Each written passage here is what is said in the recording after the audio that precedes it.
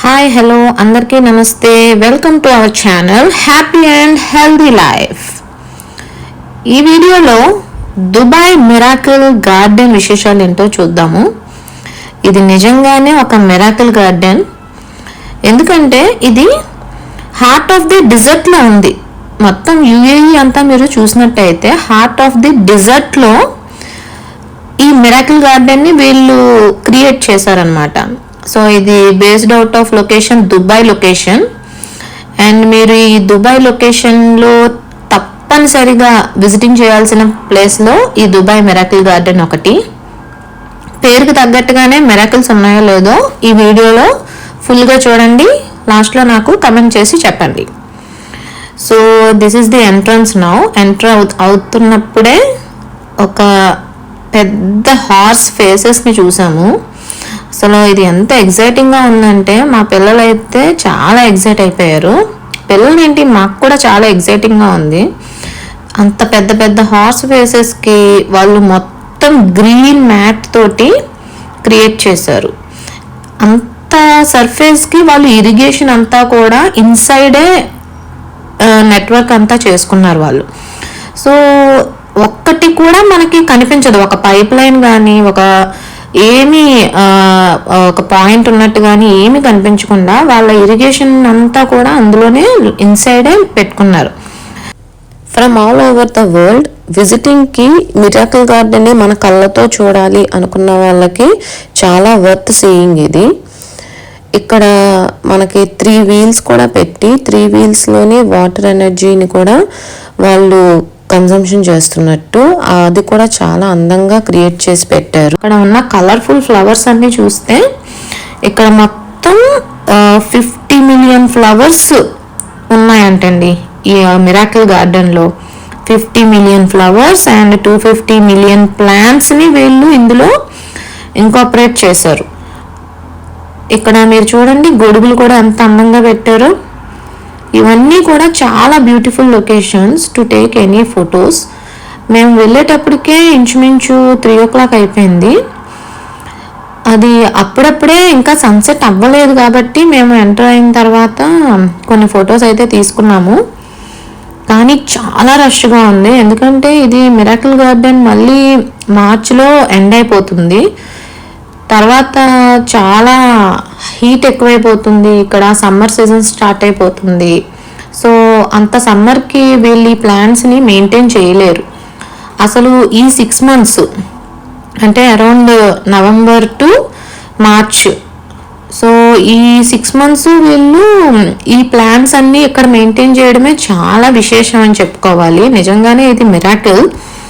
ఇది 72,000 square meters ల్యాండ్లో ఉందంటండి. This is the world's largest flower garden.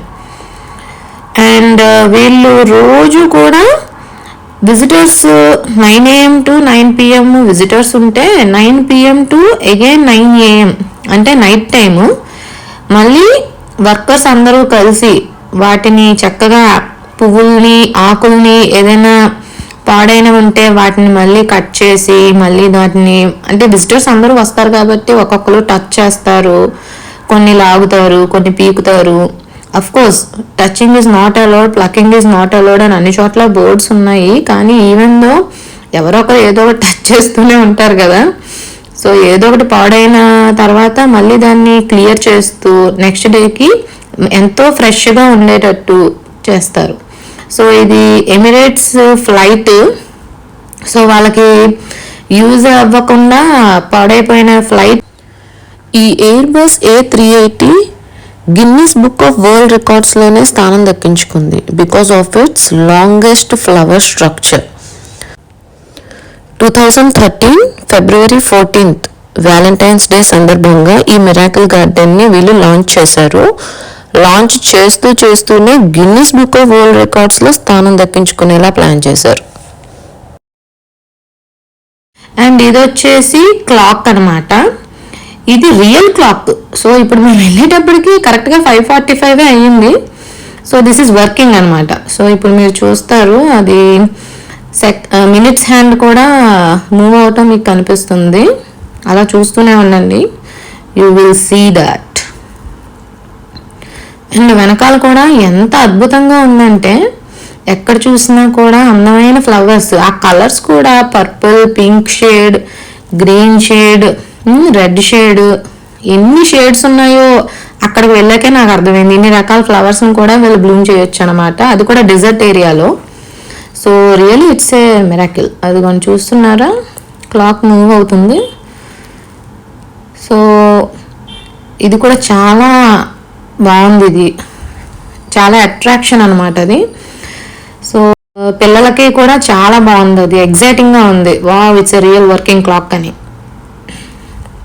Next ఇక్కడ బిగ్ ఎలిఫెంట్స్ని కూడా క్రియేట్ చేశారు వాళ్ళు, డిస్నీ ఐలాండ్ లాగా కూడా క్రియేట్ చేశారు.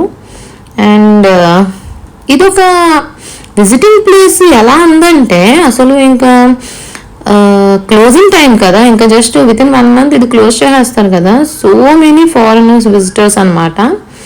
అందరూ ఏదో జాతర జరుగుతుందా అన్నట్టు అనిపించింది నాకు వెళ్ళంగానే. ఇంతమంది ఉంటారని నేనైతే ఎక్స్పెక్ట్ చేయలేదు. సో అలా మొత్తం మీద చాలా హ్యాపీగా గడిచింది మాకు మిరాకిల్ గార్డెన్తో. ఎక్స్పీరియన్సెస్ అయితే చాలా బాగున్నాయి. మా చిన్నవాడికైతే ఇంకా బోర్ కొట్టేసింది, ఇంటికి వెళ్ళిపోదాం అంటున్నాడు.